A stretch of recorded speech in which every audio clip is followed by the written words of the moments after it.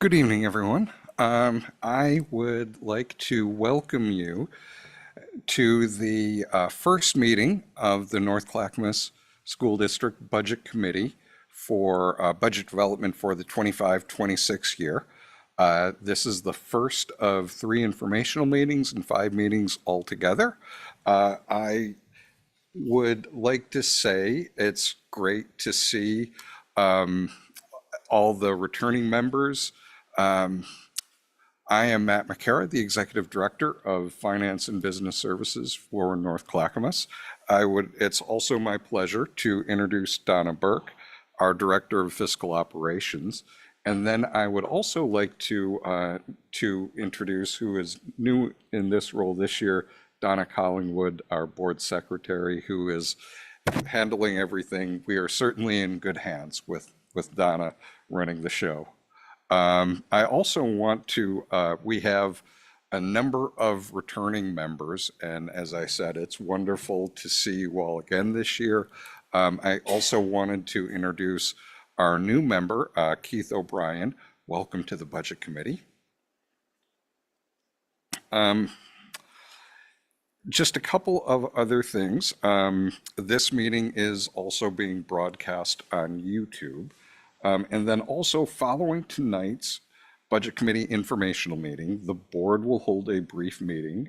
Budget Committee members who are not board members are asked to relocate to the audience seating or lobby during the board meeting if you wish. So before we get into the agenda, I just wanted to add a couple things here about the role of the Budget Committee, kind of help to serve as a refresher and kind of a framework for what the role of the Budget Committee is. The Budget Committee is something that I really hold kind of dear to my heart. It was actually my first exposure to the district was as a member of the Budget Committee. And I really I believe quite a bit in the role of the Budget Committee. And I will also say I appreciate that each of the members of the Budget Committee, both the elected members and the appointed members, are all volunteers here on their own time serving our district. And for that, I am grateful, and everyone else in the district is grateful. So thank you. The Budget Committee is actually established through Oregon state law. There's a lot of local budget law on the subject. And it, as part of local budget law, every district, every public agency has to pass a budget to have spending authority for the following year.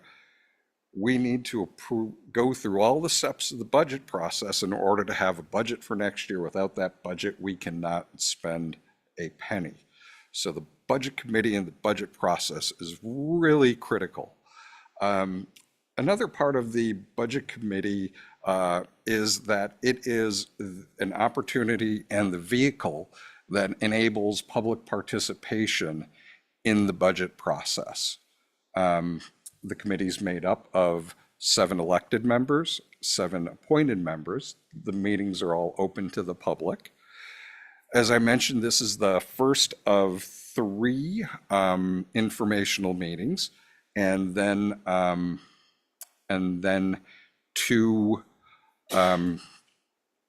formal meetings. In the first of those 2 formal meetings, in the first of the 2 formal meetings, we will be the Budget Committee will elect a presiding officer and a vice chair.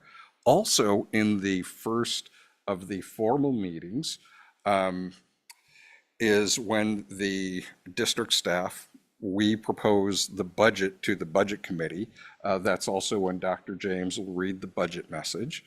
That first of 2 formal meetings is also the opportunity for members of the public to come in and have an opportunity to say anything that they chose as part of the process. In the second of the two formal meetings, the Budget Committee will vote to approve the budget, and then the budget goes to the district board of directors in the following meeting after that in order to adopt the budget. I will also say that one of the rules of the budget committee is having an opportunity to ask any questions during this presentation or any of the subsequent presentations. If you have any questions, please ask. We may not have the answer for you at the moment, but any questions you have, we will research and get you the answer that you're asking for. So the budget in the packet that you should have a copy of the budget development calendar. It's highlighted with a couple different colors showing the entire process. As I mentioned, this is the first of the 3 informational meetings. In this one, we kind of start out very broadly talking about the big picture budget. In the next meeting, we will get into some more specifics about certain topics that are particularly relevant this year. In the third meeting, that is really focused on the operational and educational part of the district.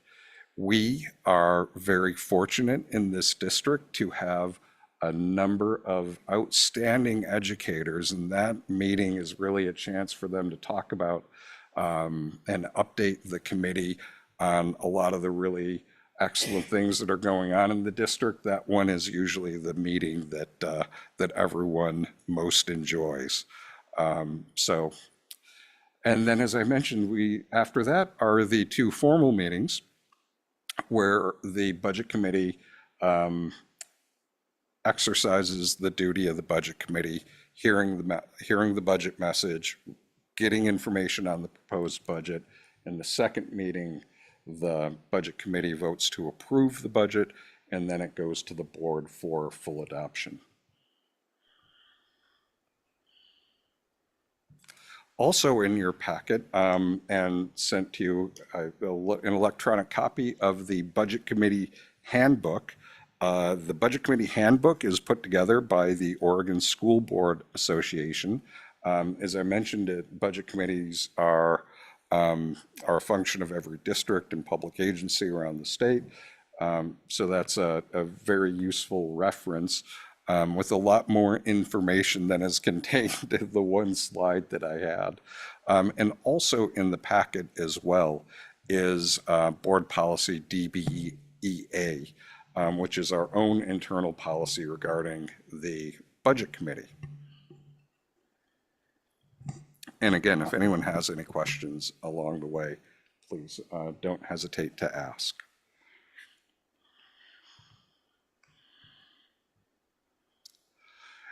Next, our budget guiding principles.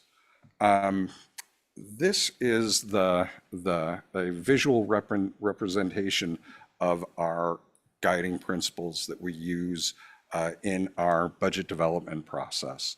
A former president of ours said, "Don't tell us about your values, show me your budget and I'll tell you what your values are." And I remember that, and I think about that quite a bit, that our budget, any public agency's budget, is really a reflection of your values in action.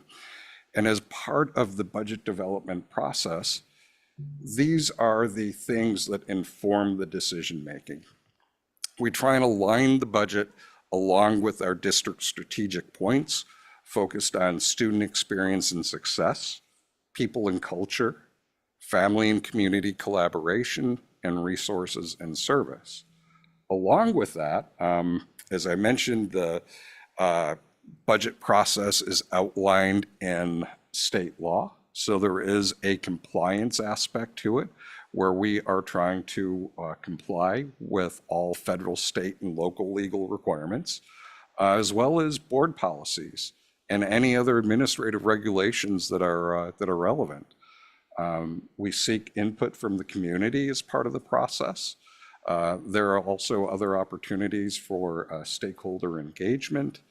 And then with the decision making, we focus on trying to make decisions for the long term. That is something that I am also a very that I try and remember, is that there's no such thing as a single year budget decision. Every decision that's made has impacts into the future. We also consider the impact on staff and students. We try and utilize data in making decisions where we can. We consider the long-term consequences and sustainability.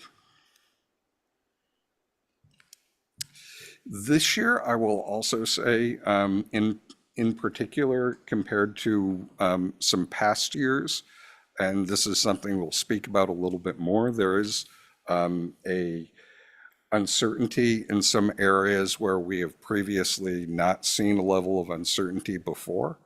And where we have that uncertainty and we are trying to plan and make decisions, this and the values that this represents really is what we get back to in making those decisions.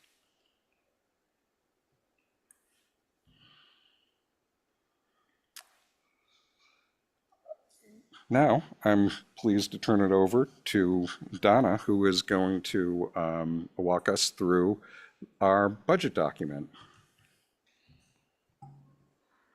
Okay. Our budget is comprised of 3 sections. It's the organizational, the financial section, and the informational section. In the organizational section, you can find things such as the budget message, the vision, mission, the guiding principles, strategic plan, equity policy, budget process, board of directors, budget committee, organizational chart, and the budget calendar. The second part is our finance. This is kind of the meat of our numbers. In our general, we have our budget is comprised of 7 major funds. We have the general fund, special revenue, debt service, capital project, community service, internal service, and trust and agency. Our general fund, which is our biggest pot, is comprised of our state school fund, property tax, local levy options, fees, and building rental. Our 200 funds are our grants. We hold things like the SIA, title, student funds, Measure 98, high school success, nutrition services. Most revenue in our grants are restricted based on the specific purpose of the grant. Our 300 funds, those are our debt service. This accounts for the accumulation of resources and the payment of general long-term debt, both the principal and the interest parts. Our 400 fund are our capital projects. It is used to acquire, construct, or improve capital projects. Major revenue sources are the sale of bonds, our construction excise tax. Our 500 funds are our enterprise funds. These are our community service funds, childcare, facility rentals. Most of the revenue from our revenue source is fees for service. Our internal service is our 600 fund, and that's our self-insurance fund and our workers' comp fund. Our 700 fund is our trust and agency, and this is where we record all of our revenue and expenditures for charter schools. Then we have a little tab in the back, and it kind of gives you the expenditures of all fund and our budgets across funds. So you can see every fund that we have in here and what our expenses are for that fund. And our last section is the informational section. This kind of tells you, kind of highlights things like our property tax data, enrollment history and projections, breakdowns of FTE across all of our groups, licensed, classified, and admin. Our district report cards in here, state assessment results, graduation rates, and public budget notices, and a glossary of the terms. We also, I don't know if you guys saw last year, not sure what we're doing for this year yet, but we had one of our second grade classes, which we also featured in the very back here, a whole, all of our second grade classes at one of our schools that created the art that we used for this. Okay, thank you. Thank you, Donna. There are a couple things I will mention in addition to that. As Donna mentioned, one of the things that we've changed is we've added student artwork to the cover. When in a previous role of mine, I also put together budget documents for many years. When I was doing that in a school context, that was one of the things I really wanted to do and like to do, was having that student artwork in right there in the beginning. It really centers you and reminds you of what's inside. It's also a small piece. Over the last couple of years, we have been making iterations and revisions to the book in preparation to submit that for the Distinguished Budget Presentation Award. Donna and her accounting team have done a really excellent job over the last couple of years of putting the book together. I think it's about a 300-page document that, so a lot goes into preparing it, and a lot of it also happens under fairly tight deadlines, and so they really do a fantastic job of that. Another thing that Donna mentioned in the description is, you heard that there is the general fund, and then we also have several other funds for specific purposes. Most of the presentation that we will be talking about today is focused on the general fund. That's where everything in is that doesn't have to be in one of the specific funds. So today, we're really grounded in the general fund. In the next meeting, we will be talking about the other funds where there is activity that's particularly relevant or things that are particularly important in the moment this year. So thank you again, Donna.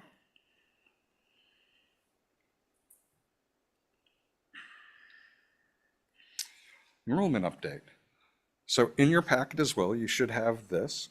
This comes from our demographers, Flow Analytics. We contract with them. They do a really outstanding job of doing a very deep dive into the data and the trends in our district. Oh,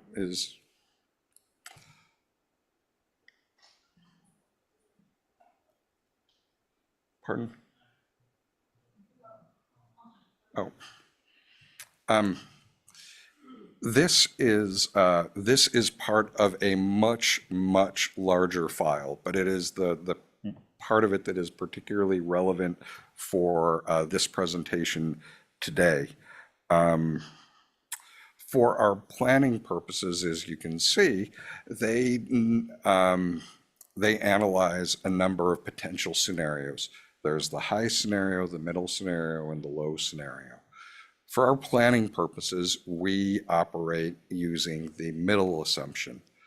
Couple things in here that I think are particularly relevant.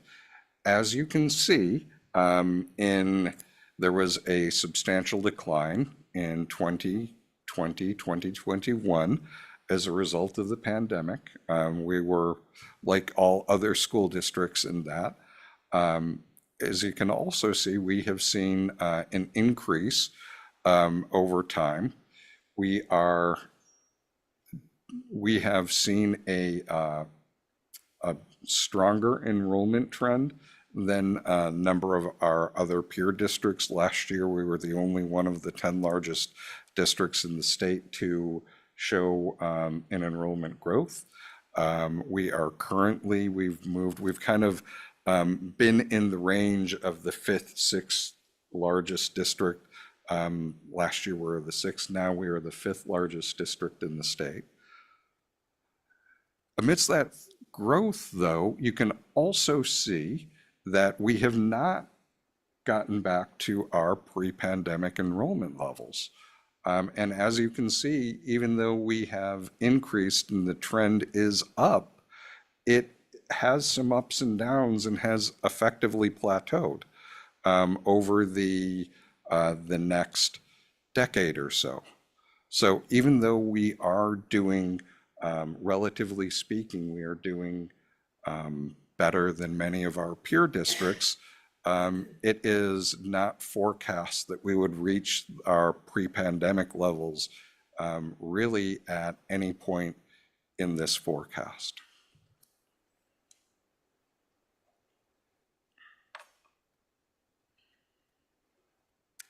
And if there are no questions, I will move on. Oh, yeah.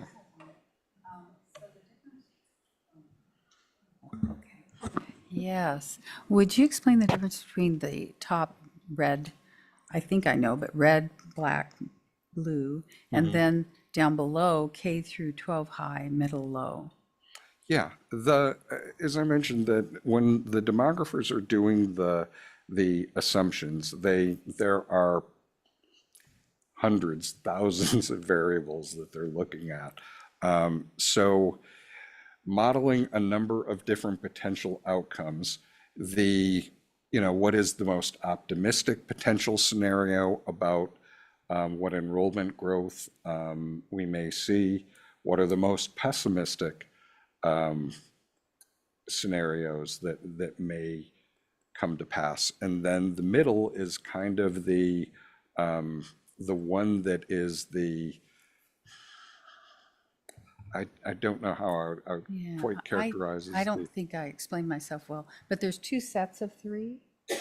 There's the oh, one with the bars, and then there's the ones down below, mhm, and they're different numbers.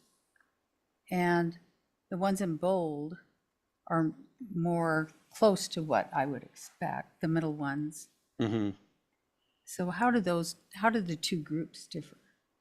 I The notes below. See the yeah, one? yeah, I believe what you would see is if you look in the first note section, the You, UN is a sum of so I think it's some, yeah, I think it's some don't include these students without schedules, learning center. So that's the difference. yes, I Okay. believe so. And I did notice, of course, I'm into numbers. Mm-hmm. And in 2025-26, when you look at the third set of three, Mm-hmm. the middle number is higher than the high number. You have 17063 for the high number and Yeah. 17091 for the middle number. I just get hung up on Oh, numbers. yeah, And that's so that's close, but yeah, yeah. Thank you for pointing that out. I did have one question. Yeah. So you talked about, I mean, there's countless variables that go into Mm-hmm. this. Do you know, are there any key drivers in those variables that that would stand out that you could speak to? I think most of the time, the things that are probably the most significant drivers are things like births, and then also population trends as far as like population growth in a certain area. If there's new development in certain areas, that will lead to population growth. If you're seeing an outmigration of people in the area, that will also be reflected. All right.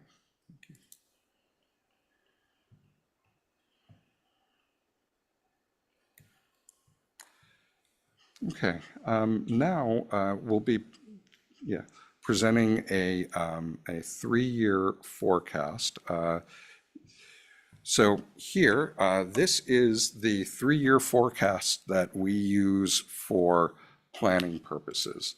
This is what we use internally. It is for internal use only. It's not for distribution. And one thing that I will say with this, that is true for this and with any forecast, is that the one thing that we can be certain about with it is that it will change. Tomorrow, some of the information that we see today may be obsolete tomorrow or next week or the weeks after. In fact, I've programmed it to show when it was last updated, and we were making changes to it even as recently as today. So this is very much a living document. at a point in time that we have. So we're presenting it today to show, but it is not for general distribution. A couple other things that I will mention.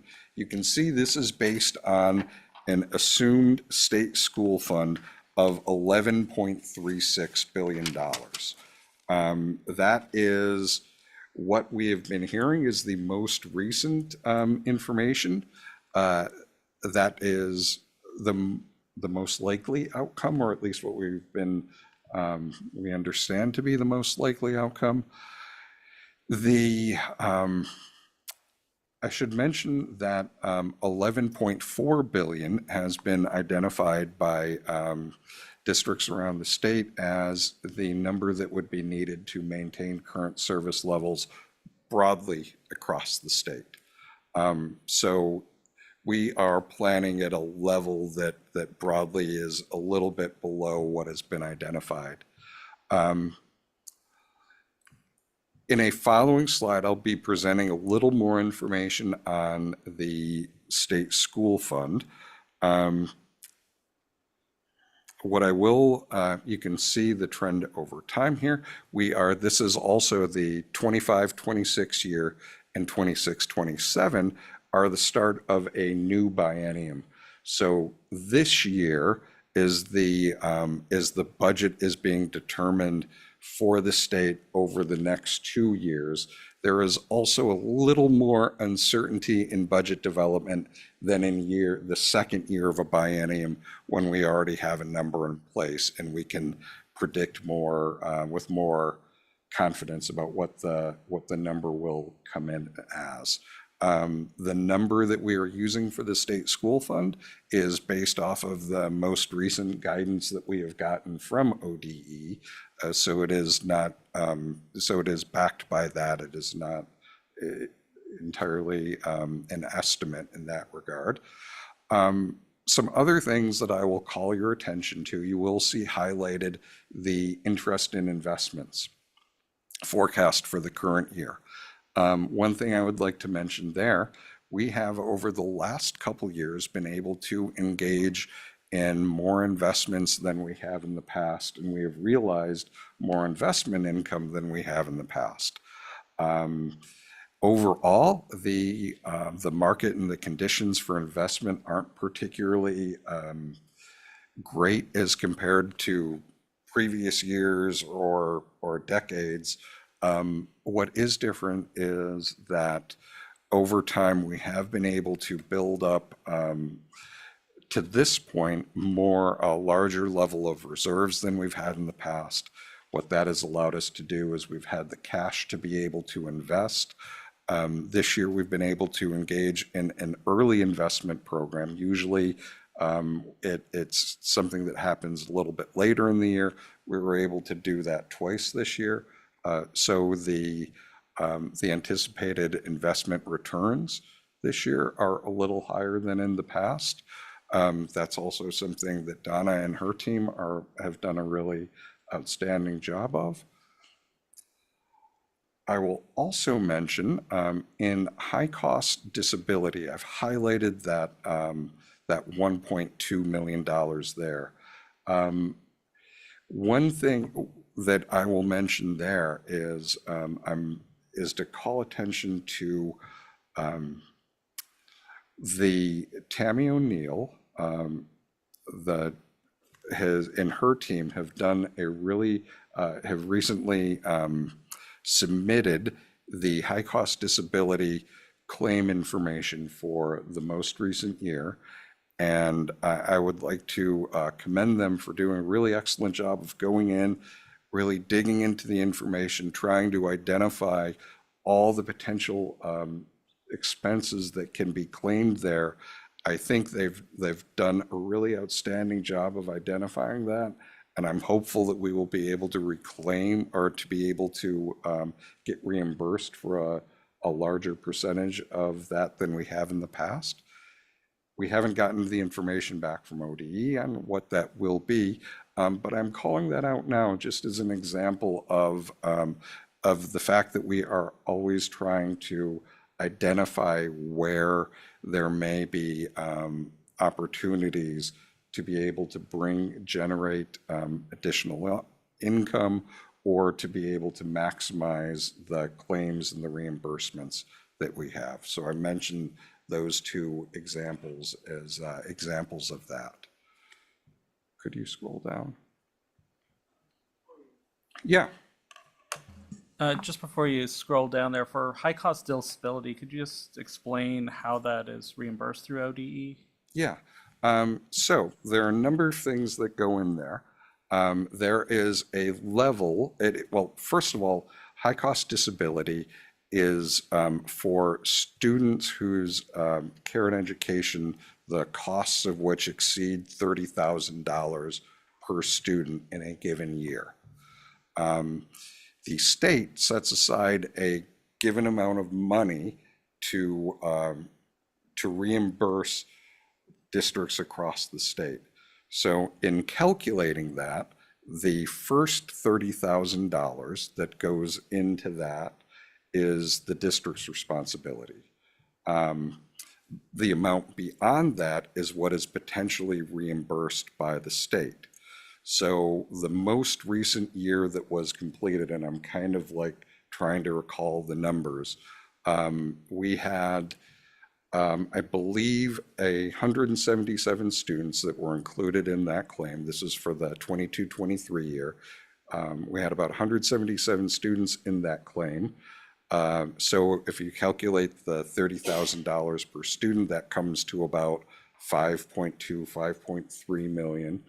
The total expenses that we identified was, I believe, about 8.5 million. So that difference is what we could potentially be reimbursed for. At the state level, the potential amount that can be distributed amongst districts is determined ahead of time.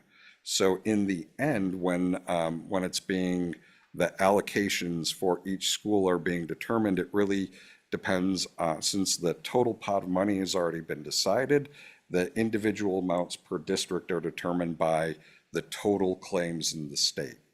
Last year, the claims were reimbursed at about 40%. So that kind of gives you an idea of how that number is arrived at. There has been some discussion about that being as part of the budget development process at the state level this year. There has been some discussion about that being increased, but we have not heard, nothing is substantial enough or certain enough yet to be able to really include that in our planning going forward. Does that help explain that? Yeah. Revenue. There was a bill in the Revenue Committee, and that is hopefully getting allocated some money moving forward. And it used to at one time be about 70%. So it's a big cost. And I think, it's something we're watching with the Parent Community Leadership Alliance and school board members and advocating for that bill. Yes, thank you. It is something, I'm part of a couple different committees and organizations that where we get some information. I'm cautiously optimistic that may go through. But again, at this point, it's not certain enough to be able to really include that in our forecasts, an increase in that reimbursement level, to really include that in our forecasts going forward. But I am optimistic about that. And in the meantime, as I mentioned, district staff has done a really excellent job recently of really digging into the numbers and the data to be able to make sure that we are claiming everything that we potentially can. Sorry, Matt, can you Oh, just explain the budget versus the projected? So with the first highlighted number, it looks like we budgeted for 2,575,000 for interest on investments, and then we're projected to receive 5 million. Yes. And then with the bottom number for the high cost disability, we budgeted that we should be able to get 1.8, and we're now getting 1.2, so we undershot that one. So there are a couple things going. Yes, the budget column is the budget that we adopted back in June of last year based on the understanding that we had at the time. As you get into the year, we are now almost 3/4 of the way through the year. You have a better understanding of the way things are trending. As I mentioned with the interest on investments, that is something that we initially we were not thinking that we would be able to do as much on the investment front. We have been able to engage in a second investment cycle, which was not something that we had anticipated at the time the budget was passed. With high cost disability, traditionally over the years, like if you looked back at district budgets for years and years and years, it was traditionally kind of estimated about $2 million, and then it kind of came in where it came in. As I mentioned, there is a lot of variability because the total reimbursement is capped at the state level. So depending on how what all the other districts submit, the reimbursement has been at 70% in the past. Now it's about 40%. So that makes planning there a little bit more uncertain. Initially, for the budget last year, recognizing that some of the actuals in the past have trended under $2 million, and also recognizing that this is something where you're seeing statewide more claims than in the past, we reduced the budget from $2 million, which it had been historically, down to $1.8 million. When we were looking after the 23-24 year was finalized and we saw where actuals came in that year, we reduced it down, we reduced the forecast down a little bit further.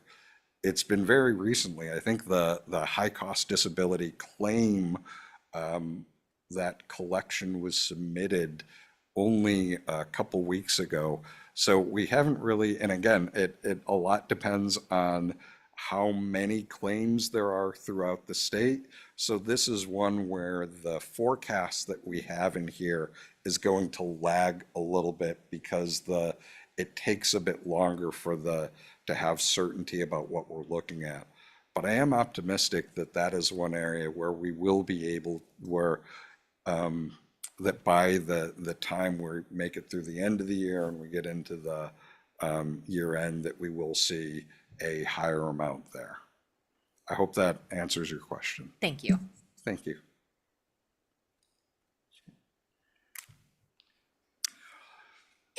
So, no, we're good.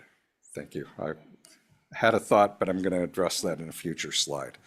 A couple things going on here. I will mention that I point out the two numbers as far as in the salaries line, projected in 24-25, we have projected salaries of 138 million. If you look out to the last year of the forecast in 27-28, that's expected to go up to just under $160 million. We have forecast those increases with the increases that the COLAs that have been collectively bargained with our represented groups, and kind of estimating out into the future. I present that just as an example of a rising cost. In the next line, you will see the PERS employer expectation. That is something, if you see in the projection for the current year, of about $15 million going out into The forecast for 25, 26 and 26, 27, that averages, comes out to about an average of about $13 million each year over the next 2 years as an increase for the district. When we were forecasting last year, we had anticipated, we had included an increase of about $5 million for this year, which was a pretty significant increase over previous years and previous expectations. As you can see, the rates have come in well beyond what we had expected or what there was really much historical precedent for. The reasons behind that are numerous. I won't get into all of that today, only, and it is important, it's a very important discussion.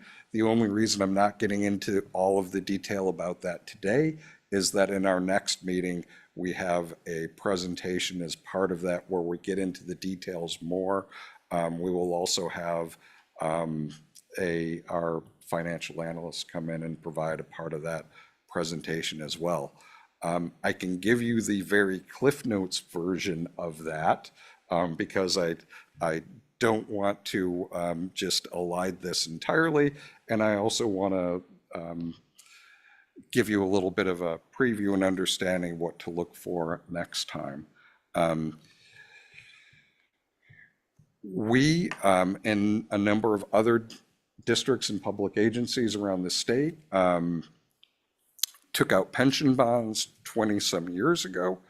That helped prepay and offset part of our expenses over time. Those are the side account that was created as a result is being spent down and is close to being spent down. So in the end, we have not seen as much rate relief for the upcoming biennium as we have in the past. The rate at which that has gone down, the rate relief that we have seen is not commensurate with the rate relief that we've seen before in a way that was really unexpected for us and a number of other public agencies around the state. So as I mentioned, I'll be getting, that will be a whole part of the presentation next time when we can get into that. If there are any questions though, we may be able to help inform the presentation for next time.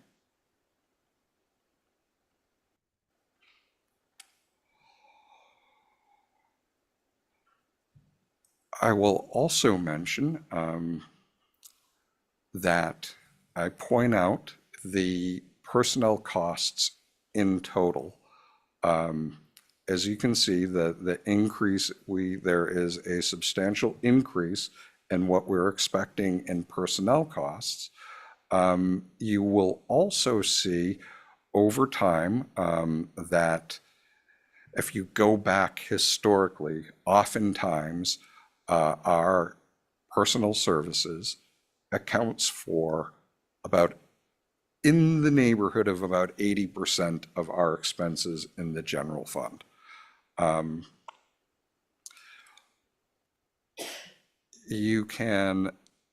So I will mention also to kind of put things in perspective. If you look at the combined amounts for just PERS, if you go back to say 23, 24, you can see that our PERS employer expense, just under $14 million, our medical dental vision costs, $31 million. So that is about $44 million between those two areas. And if you look at our purchase services and our supplies and materials, which represents almost all of our non-personnel costs, we are spending more in PERS and medical dental vision than we do on purchase services and supplies and materials put together. So that is really on our general fund, that is really where our expenses go, is towards people.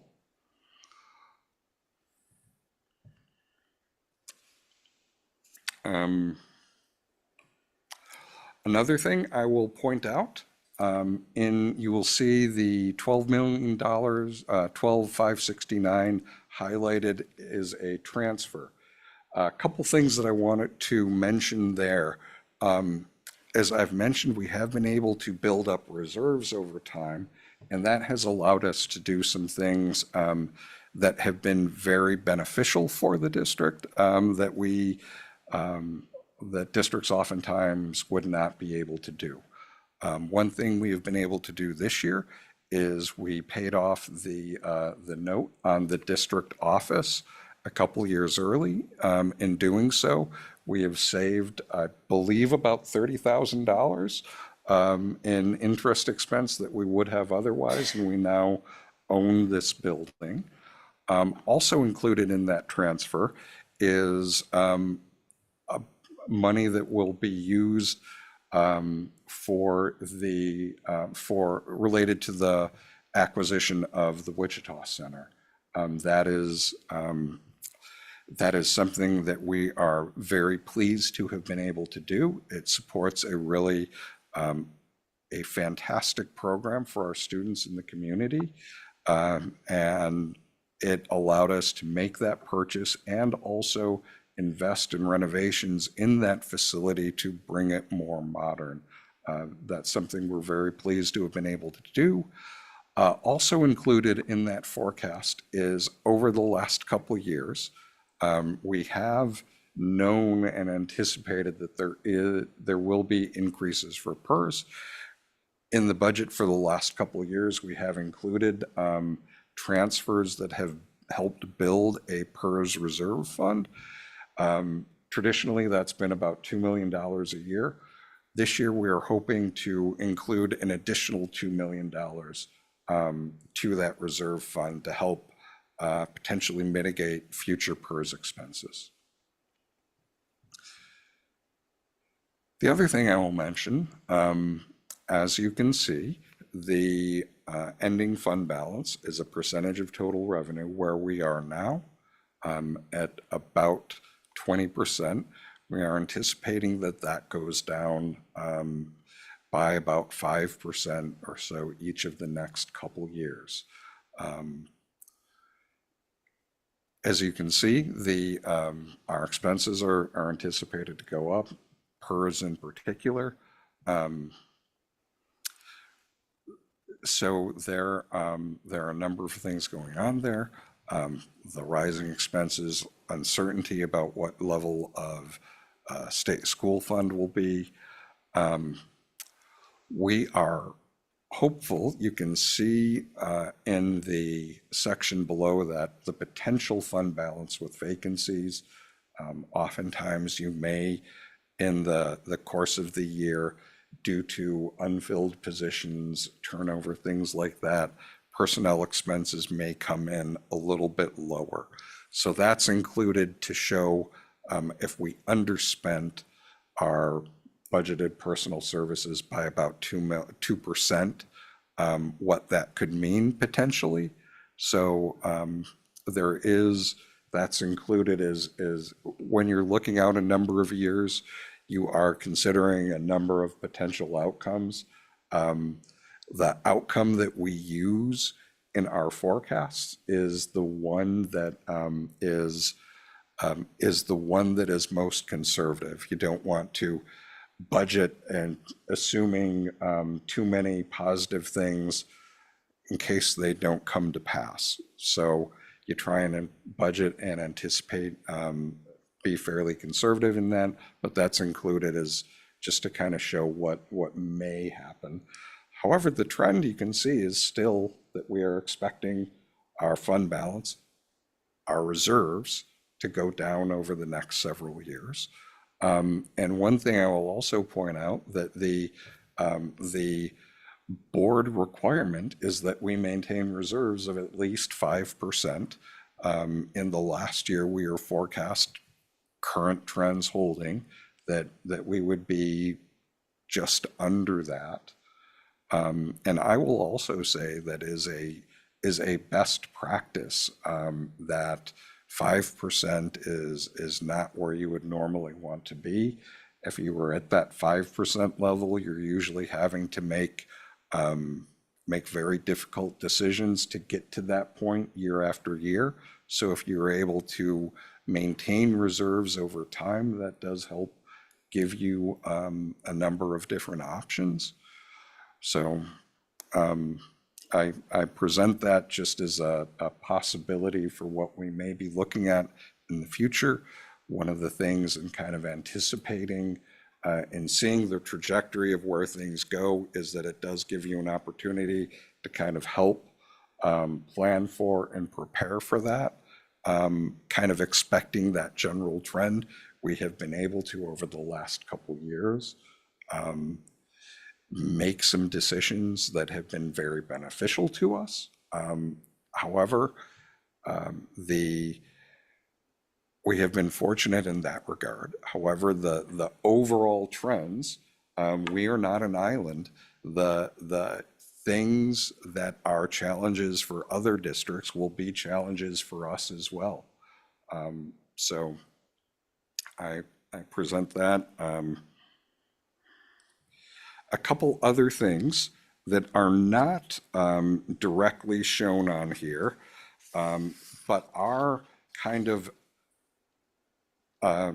you don't necessarily need to scroll to this. Is a couple things that are not shown on here directly, but that are considerations and that are a part of the overall picture. First of all, is that we are scheduled to have an approved budget on May 27th. We're scheduled to adopt the budget in the board meeting on June 5th. It is possible that there may be, that all of the decisions at the state level may not be finalized by then. It has happened before. I'm thinking back to the last biennium. The budget was finalized, and then the final state school fund came in just a little bit higher than it was that we were budgeting. So we are using the best information that we have available to make decisions, but there is the possibility that the final decision, the final information, the final funding from the state could be a little bit different than we are anticipating. And that can be the potential difference can be up or it can be down. I'm certainly optimistic that the possibilities are that it would be more likely to increase than decrease, but that is not a certainty, particularly for a reason that I'll be mentioning in very shortly. There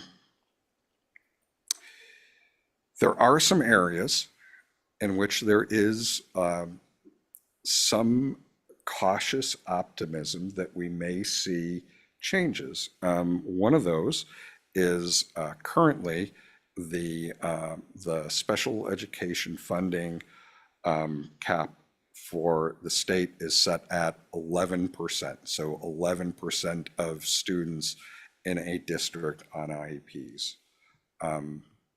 The reality for us and many other districts at the state is that that percentage is actually much higher. I believe the average statewide is about 15%, and that 11% is amongst the lowest levels of reimbursement in the country. So that is an area where we are hopeful that there will be an increase. However, again, it's as well as a potential increase for high-cost disability.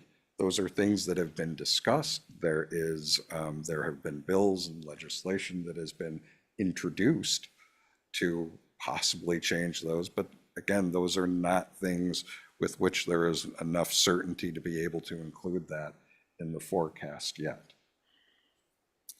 In addition to all of that, we are also very closely watching any potential changes at the federal level. To be clear, the federal money that we get that we receive goes into our special revenue fund, as Donna mentioned. So it doesn't have, any changes wouldn't necessarily be directly reflected in the revenues here. But there is a level of uncertainty that is greater and distinct about federal funding than has existed in the past in a number of different ways. First of all, there usually when you may be facing a potential cut in funding or a loss of a funding source, you usually have an idea, a ballpark sense as to what that cut may be, or when you would know. With the uncertainty at the federal level, a lot of those assumptions are not the case now. You don't know whether if you're facing a potential cut or whether there may be an attempt to discontinue a funding source or a program altogether, or if there may be requirements that are associated with that make complying with those unpalatable or potentially against state law. So those are, and then in addition to that, there are other complicating factors that even if there is a cut or an elimination, whether that is you don't know whether that's going to be tomorrow, next month, next year, and you don't know whether or not that is going to be the start or the end of a reduction. Makes planning difficult. And then the other thing that I will add, I've mentioned that a number of times that there is the state budget process, we're waiting for the number there. The other thing that I will mention is that that level of uncertainty is not limited to education alone. Almost every function of the state government relies to some extent on federal funding. Either they rely on the federal funding or they're a pass-through for federal funding. So that uncertainty that we have in planning for the upcoming year is shared by the state, not just with education, but with almost everything that they're doing. So the fact that it is taking a little bit longer than normal potentially is certainly understandable under those circumstances. So I mentioned that just that these are somewhat unprecedented times. And again, as I mentioned earlier, when we're looking at our budget guiding principles, in the face of uncertainty, when we're trying to develop potential plans, that's the touchstone. That's what we go back to.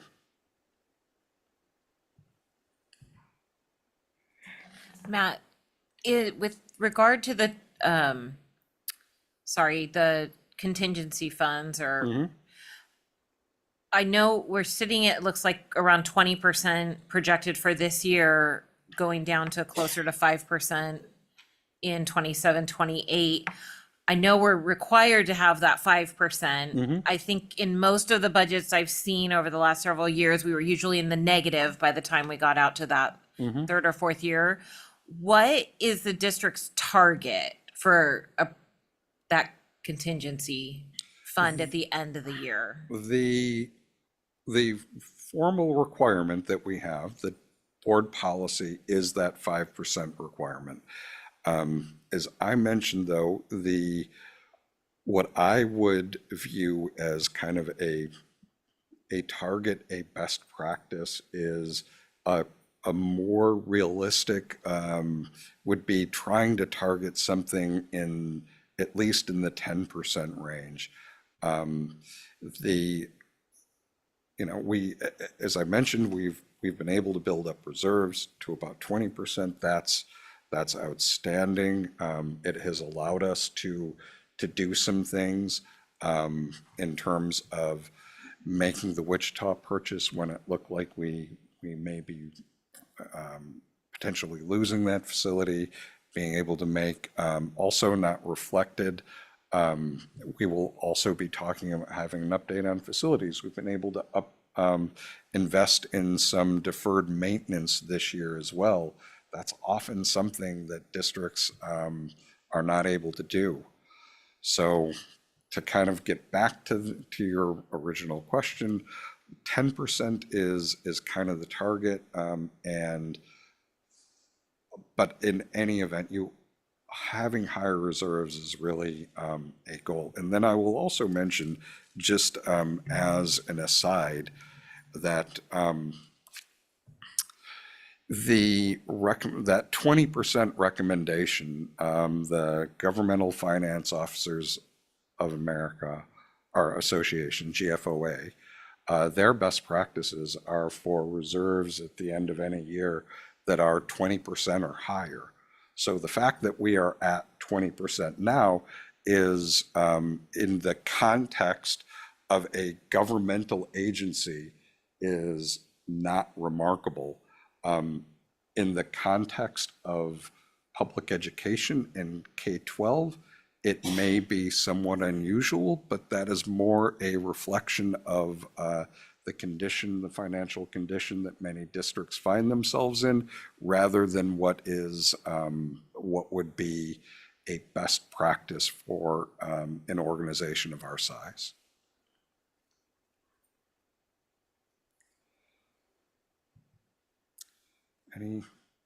Let's see. Well, I'm very grateful compared to where other school districts are now that we are not cutting. I mean, we've read the stories. We know that a lot of large districts are having to cut staff. So I'm grateful for that. And, our local levy helped with that, our enrollment. But it is concerning, and that's why we have to have this 3 years. So thank you so much for giving us this projection out and explaining all of these differences. And there's still a lot of work to do. But thank you for that report. Thank you. Keith? Yeah, new person question. Can you explain to me what PERS is, what that means? And then also, I just want to thank you and Donna for your work and expertise on this. I know it takes so much that you pour into this. So I just wanted to thank you for that. Thank you, Keith. The kind words are certainly appreciated. PERS is the Public Employees Retirement System for the state. It's a pension system.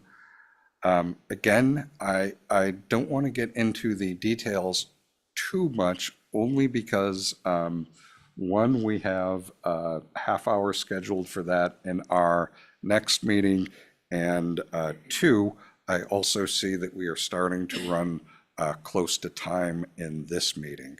So if there are, one thing I will ask though, if regarding PERS, if there are certain things that you may be curious about, I will be happy to make sure that that we address those in the presentation next week.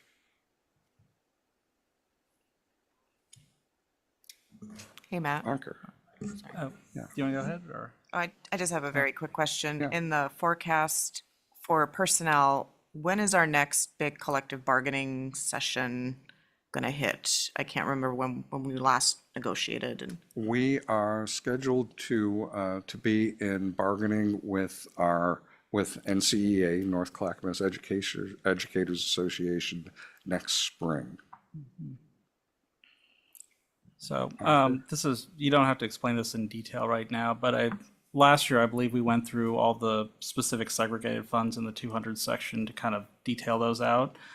Since some of those are part of the federal funds, which are potentially at risk and require contingency, is this something you'll probably detail a little bit more when we do that again about what our exposure is on that area? Yes, that's an excellent point. In the following meeting, we will be getting into that more. And The follow-up point that I also I didn't make explicitly is that the reason the federal funding is particularly relevant to this discussion is that if there is a reduction or elimination of federal funds, that's supporting programs that we already offer. And so then we will be facing the choice of what do we do? The answer to that may be in supporting those programs out of the general fund. It may also, again, there's a lot of uncertainty, so we can't be too certain. It could mean making up the difference in the general fund. It could also mean the possible loss of those programs. So that's kind of the range of potential outcomes that we are looking at.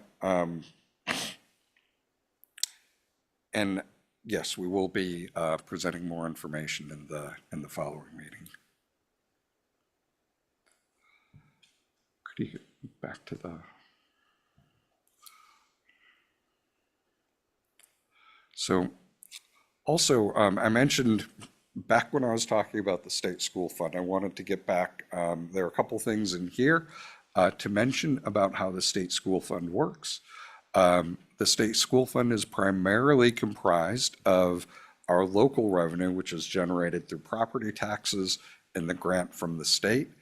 The formula is determined by weighted enrollment and then factors with special weighting given to students with IEPs, ELL students, students in poverty, as well as things like teacher experience. The more experience a teacher has, the further on the salary scale they are, the more expensive they are. You benefit from their experience, but they cost a little more. That is actually something over the last couple of years, our teacher experience factor has continued to grow a little as we attract more experienced teachers, as we become more of a, as we continue to draw more experienced educators. Transportation costs are also a part of the formula as well, which are reimbursed up to 70%.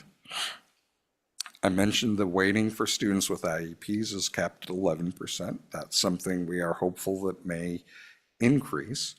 Another thing to keep in mind with the state school fund is that the total, I'm showing an example here from a district estimate in 23-24. The amount that the total formula revenue, so the formula, the revenue that's determined by that formula involving weighted enrollment, teacher experience, transportation costs, everything, that is the level that we receive. If property taxes, if we are able to collect more in property taxes in a given year than we've anticipated, the level of the state school fund goes down, or the state school fund grant goes down to match. However, if we collect less in property taxes in a given year than was anticipated, that grant goes up to match, so that it always comes out to that level. And I will also mention, to put into context what the state school fund means to our overall revenue in the general fund. The section here, you will see the blue is our state school fund. This is an average over 5 years. The green is all the other sources that we have in the general fund. And that is mostly, the green is mostly the local option levy. We're very fortunate to have the support of our community reflected in the local option levy. But as you can see here, most of our general fund revenue comes in the form of the state school fund. On average, it has accounted for about 85% of our general fund revenue. you may, so kind of like to take a step back and remember, as I mentioned on the expenditure side, that we have about 80% of our expenses are in personnel services, go directly to paychecks and employees. 85% of our revenue comes in the form of the state school fund. So how that ends up coming out, any changes there are particularly important.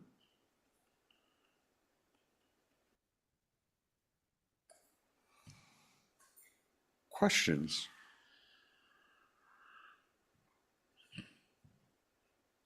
Yes. Just one reference question. So the current projected, or we're planning on at the moment, is 11.36 billion. What is it now? Like, I can't remember what they passed in the last biennium. Is it I like think it was 10? 10.2 Yeah. billion in the current biennium. Just for comparison, so we know kind of how far up it Yeah. went or down. Yes.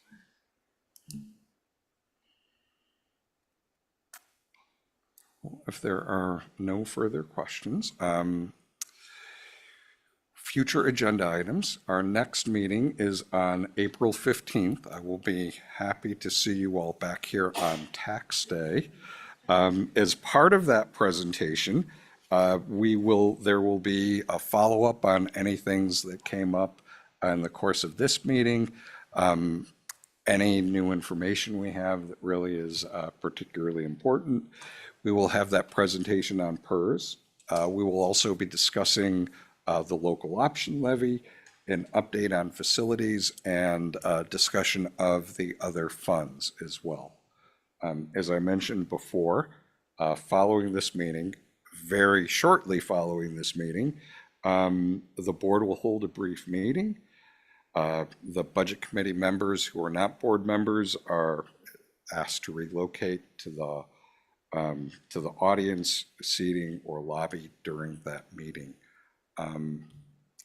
If there are no further questions, I just wanted to thank everyone again for your participation, your involvement in this.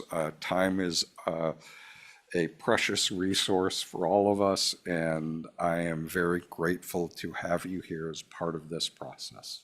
So thank you, and I will see you all on April 15th.